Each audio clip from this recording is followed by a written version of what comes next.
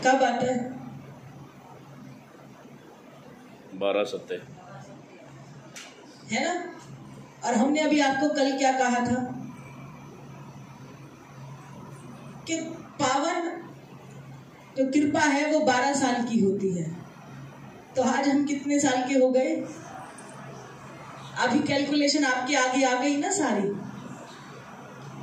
और योनियां कितनी हैं? 84 कहते। जय माता दी। जन्म कितने मिले? 7 गुणा 12 कितने हो गए? 84 कह दो। तो भगवान ने जब सृष्टि बनाई तो सबसे पहले गणित को बीच में लिया।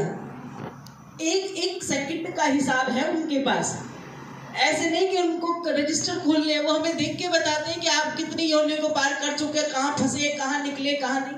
ये प्रकाश महोत्सव तब आपको प्राप्त होता है जब आपके मोक्ष के द्वार खुलने वाले हों। ये एक जन्म में सफल होता ही नहीं है, कई जन्म लेने पड़ते हैं। तो मैं 6 तारीख हमारे जीवन की एक मुख्य तारीख होती है, आम जीवन में भी 6 की गणना बहुत ऊपर तक बताई गई है, लेकिन अभी सिर्फ विषय यही है कि साल का पहला समय हिंदू पंचांग के अनुसार लगा। माँ भगवती की अपार कृपा अगर किसी पर हो जाए और प्रकाश महोत्सव किसी के भी जीवन में आ जाए तो उसके बाद उसके अपने बच्चों के जन्मदिन, अपने जन्मदिन, बाकी किसी जन्म की कोई अहमियत नहीं रहती। और मैं हमेशा ये प्रार्थना करती हूँ कि काश आपका भी ये जो समय है बहुत जल्दी आए कि आपके जीवन में भी प्रकट महोत्सव जो होता है, प्रकाश महोत्सव होता है, आप उससे जल्द से जल्द जुड़ सके, छोटी छोटी बातों को समझ सके। ग्रंथों में पूर्णतः ज्ञान है, लेकिन जो ज्ञान आपने अपने जीवन में उतारा ही नहीं, उस ज्ञान का कोई फायदा नहीं है। इतना साज संवरना और ये सब करना बड़ा मुश्किल काम है। आसान काम तो सिर्फ माथे पर तिलक लगाकर बैठना है। लेकिन मैं कह रही थी कि माँ भगवती ने जब प्रकाश दिया तो शायद यही है जो भी है, कह दो जय माता दी। तो माँ भगवती की अपार कृपा मेरी आत्मा पर हुई। शरीर तो न जाने पहले भी कितने लिए होंगे, क्या पता पुरुष, क्या पता स्त्री। तो कहा, मैंने ही बोला, किसी ने ऐसे विषय उठाया था संसारिक कि प्रकाश महोत्सव पुरुष तत्व में भी ज्यादा पाया जाता है। कह दो जय माता दी। तो मैं अपनी तरफ से ही प्रकाश देना चाहती हूँ कि माँ भगवती के पुरुष तत्व और स्त्री तत्व दोनों ही समाहित हैं। और माँ भगवती किसी पुरुष या स्त्री को देखकर उस पर करुणा और प्रेम नहीं दिखाती। वो तो किसी जीव को जो होते हैं, छोटे से कीड़े मकोड़े, पता नहीं किस पर उनकी कृपा हो जाए और वो किसको क्या बना दे, ये कोई भी नहीं जानता। तो ये कहना बिल्कुल अज्ञानी रूप शब्द है। तो माँ भगवती तो खुद स्त्री हैं और स्त्री के होने पर ही उन्हें इतने प्रकाश की प्राप्ति हो सकी। और प्रभु भोलेनाथ एक योगी थे और माँ भगवती उनके जीवन में आते ही उन्हें ग्रस्त में ले आई। कह दो जय माता दी। जिसने संसार के जो रचयिता रहे, जिनका मोक्ष का द्वार रहा, उन्होंने भी विवाह किया। क्योंकि जब तक बालक नहीं होंगे, कार्तिकेय नहीं आएंगे, तब तक तारकासुर जैसे लोगों का वध नहीं हो सकता। अकेला एक व्यक्ति कुछ कर सका है? कुछ नहीं कर सकता। इसलिए आप सबकी जो संतानें हैं उन सबको इसलिए शामिल करो कि सनातन धर्म और आगे बढ़े और इधर उधर ना जाए। एक लाइन में जैसे कीड़ियां चलती हैं ना, जो आगे आगे हैं वैसे ही सारे पीछे चलते हैं। ठीक उसी प्रकार से हमें अपने बच्चों को अपने पीछे पीछे चलाना है। जहां हम इस भगवती से जुड़े हुए हैं तो सदैव आपको भी इस भगवती की सेवा करनी है, इसकी आराधना करनी है। और ये कामनाओं को करने वाली देवी है। कामनाएं करो, कामना रखो उनके आगे और कहो कि माँ अगर उचित है तो जरूर पूरा करना। अगर एक पल के लिए भी जो मैं इच्छा रख रहा हूँ, रख रही हूँ और वो पूरा होने के बाद मुझे कष्ट आए या मेरे हृदय में आपकी भावना खराब हो तो आप मेरा ये काम कभी ना करना। कह दो। तो माँ भगवती की अपार कृपा हुई। आज एक छोटा सा बच्चा, छोटा नहीं है, कह दो जय माता दी, एक बच्चा मेरे पास आया था, वो अंदर एक लिफाफा रखा है, देना बेटे। तो वो आज आया और उसने एक लिफाफा मुझे दिया, यही रखा था। तो मैंने अभी थोड़ी देर पहले उस लिफाफे को खोलकर देखा कि उसने कहा कि आज 6 अप्रैल है और माँ का प्रकाश महोत्सव है, तो मैं माँ को कुछ देना चाहता हूँ। और जैसे ही मैंने ये खोला तो देखा कि बड़े सारे पेजों से भरा हुआ है। कह दो जय माता दी। एक बार किसी ने मुझसे चर्चा की थी कि हमारे यहाँ एक ऐसा सत्संग होता है जिसमें हमारे जीवन में जो घटित होता है ना, हम सब वहीं बैठकर उनकी चर्चा करते हैं और उनका शुक्रिया अदा करते हैं। कह दो जय माता दी। तो कहते हैं ये शुक्र अदा का भी अपना ही एक मजा है। तो माँ भगवती की अपार कृपा है, उसने तो बहुत सारे पेज लिख दिए।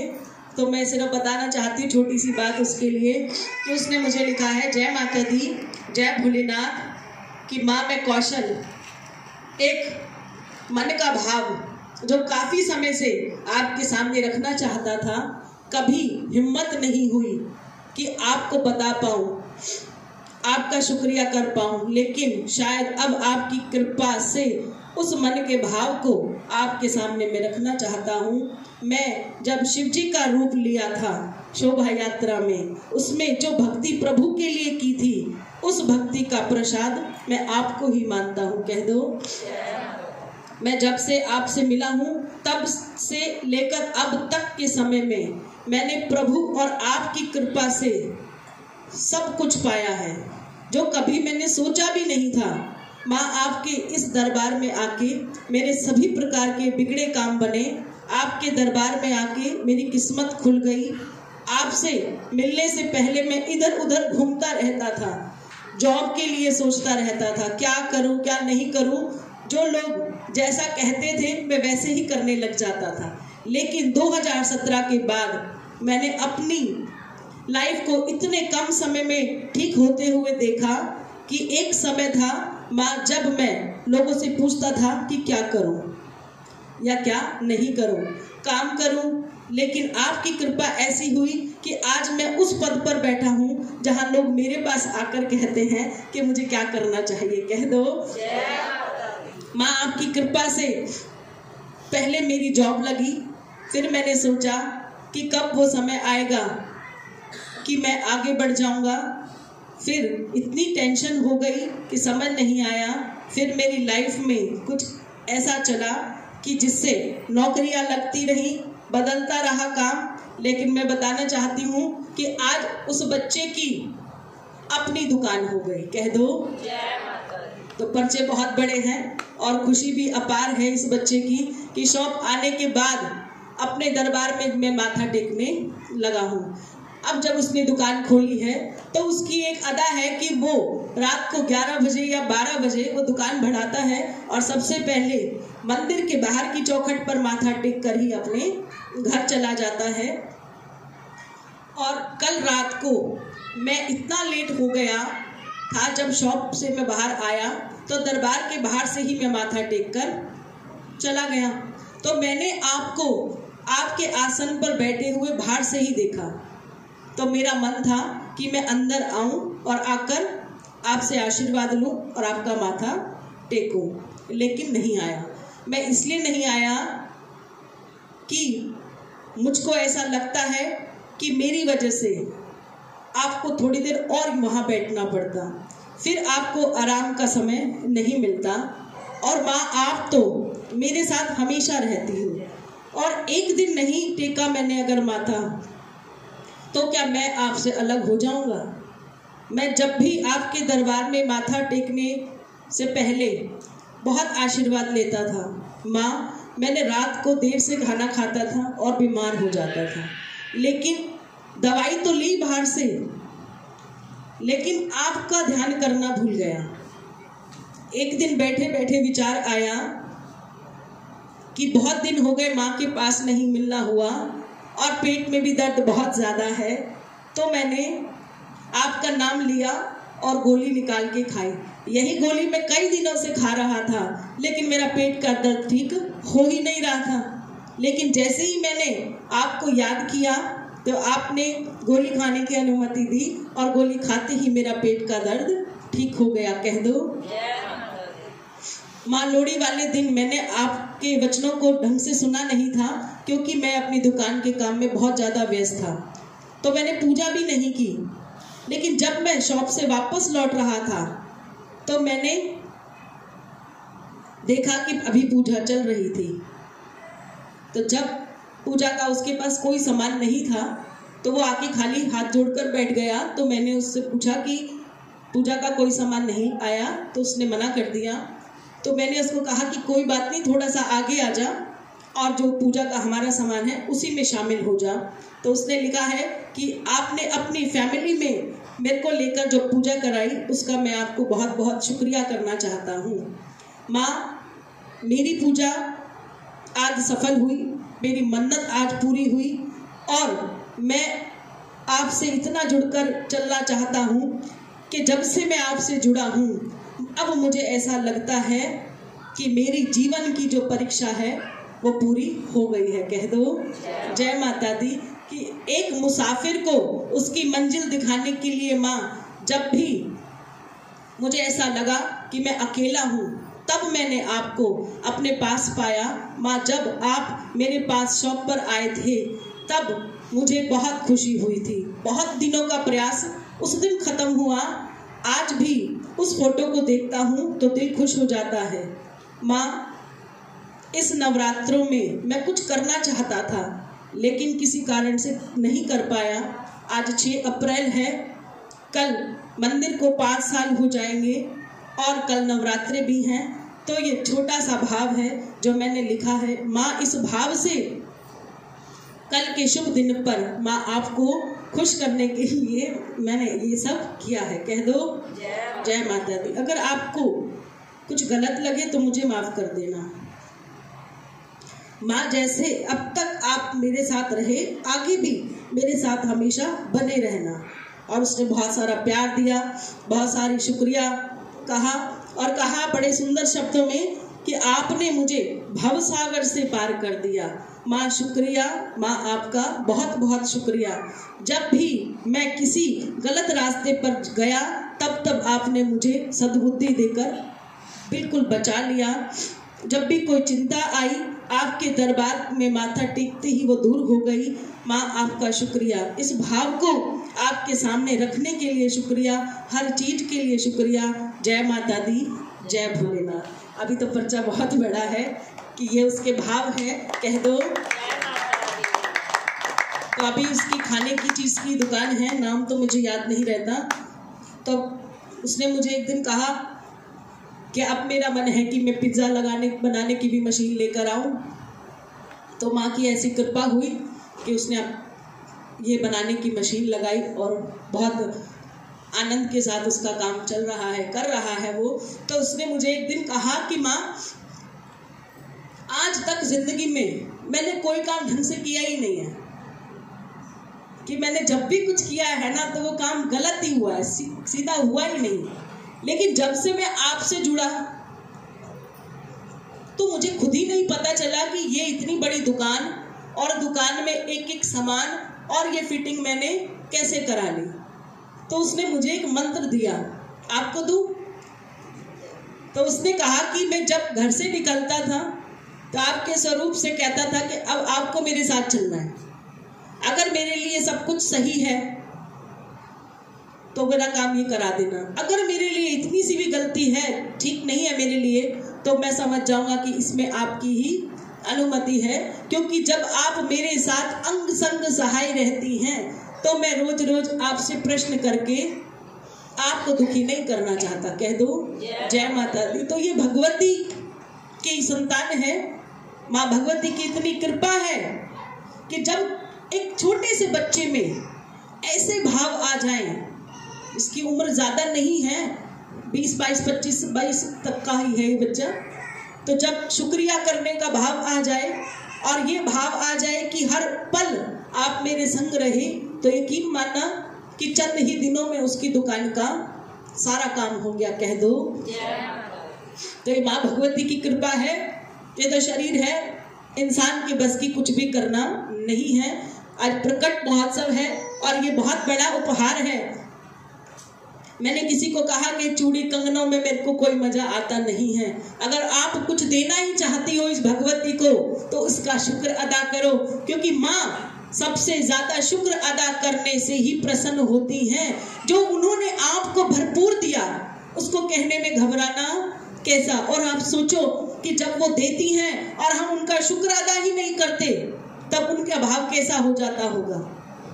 भाव ये है कि माँ की प्यारी प्यारी आंखों से आंसू गिरते हैं और वो कहते हैं कि ये मेरी ही संतान है, कि मैं इसके लिए इतना लड़ती हूँ और ये एक शुक्र अदा करने का समय नहीं निकालता। तो कभी कभी कुछ लोग ऐसे हैं जो एक बार आए और वो सोचते हैं कि माँ की अपार कृपा हो जाएगी, और बाहर वाले लोग सोचते हैं कि पता नहीं कृपा क्यों नहीं हो रही।